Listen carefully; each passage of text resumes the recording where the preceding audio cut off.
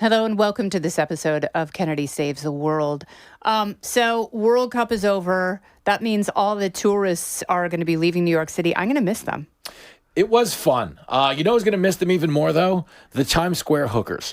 So I have to tell you this. It's a weird thing. Is that a real thing? Yeah, I know. This is a little highbrow for the conversations we usually have on this show.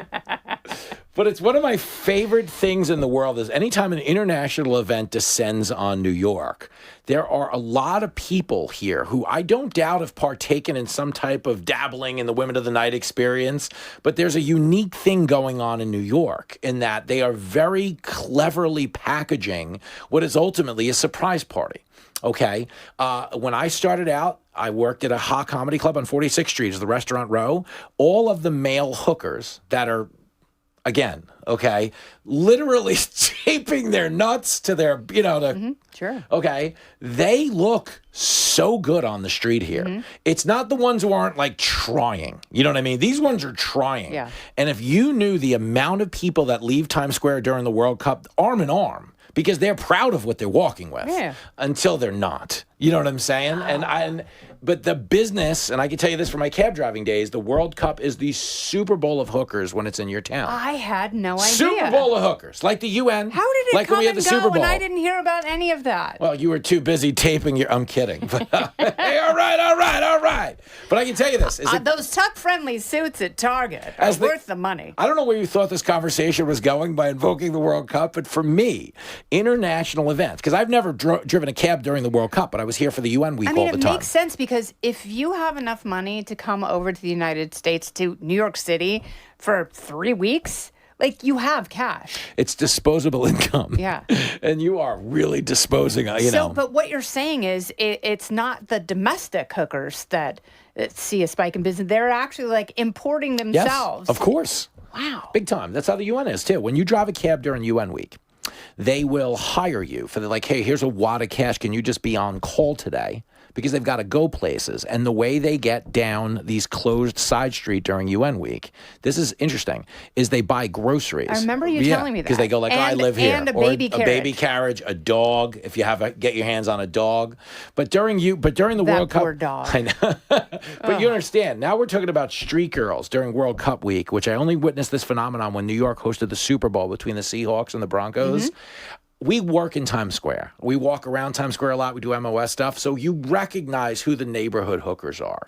In an international event, you start to see different ones. And the license plate reader in your brain immediately knows the difference between a local and an import. Yeah. And that's what we've had. We've had all of these exchange students that are finally waving goodbye to New York this week. Yeah. And it's going to be sad to go back to the regular guys. So it's really funny. When I would go to Vegas from Burbank, which is the best airport in Southern California. That's a flight right there. Yeah, but on Friday afternoons, the pros would go to Vegas to the strip clubs. Yes, they would. Because they would work in Vegas on the weekends to, they'd be in LA during the week, probably doing charity work and all the local going things. on acting auditions for a Hallmark Channel and all the wholesome things. Yes. And then, Friday afternoon, it's wheels up, Buttercup. That is so funny that you said this. A girl once explained to me in my taxi, no one strips in their hometown.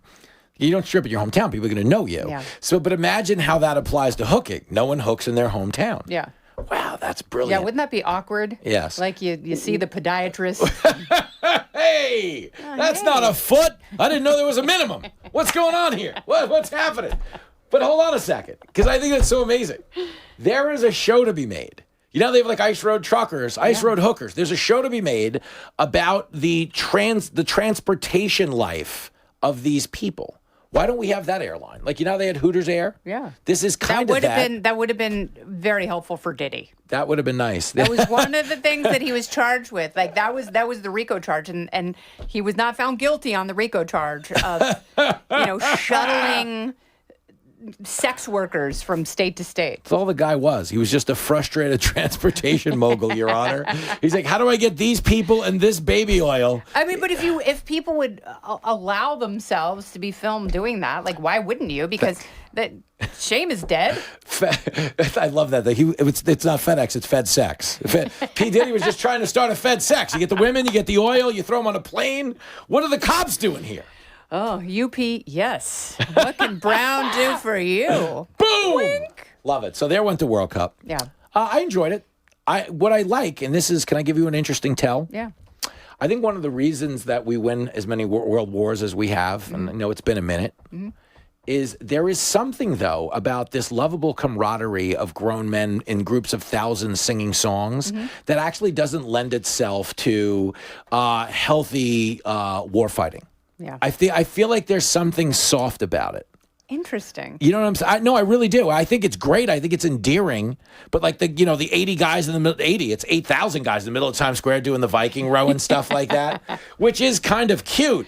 But it's also like sort of flash mob, you know?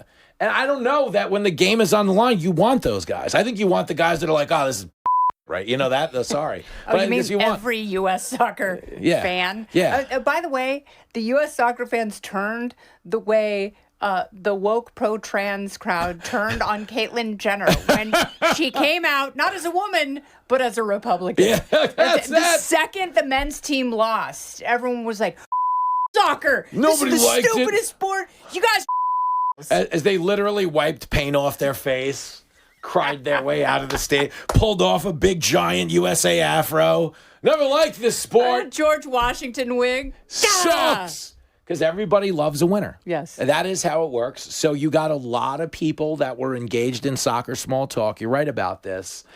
Right up until that round of 16. Yeah. And then there went Belgium. I don't even think the average person knows that Belgium lost like the next day. Yeah. Because we were done with Belgium. Yeah. We had moved on. Yeah, we discarded Belgium. Belgium is dead to me.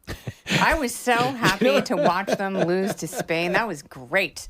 But it's done. We're still here, and now we got armloads of hookers, and we don't know what to do with them. So if you're going to be in New York, why don't you swing by and take them off our hands? Use the code word taxi for half off. I know these women. It's going to be great. Scan the QR code on your screen right now, or go to fartsinajar.com. This has been Kennedy Saves the World, along with Jimmy Failla. I'm Kennedy. Listen ad-free with a Fox News Podcast Plus subscription on Apple Podcasts, and Amazon Prime members can listen to this show ad-free on the Amazon Music app. Oh, go ahead and leave me a review while you're there. I'd love to hear what you have to say. You've been listening to Kennedy Saves the World on the Fox News Podcast Network.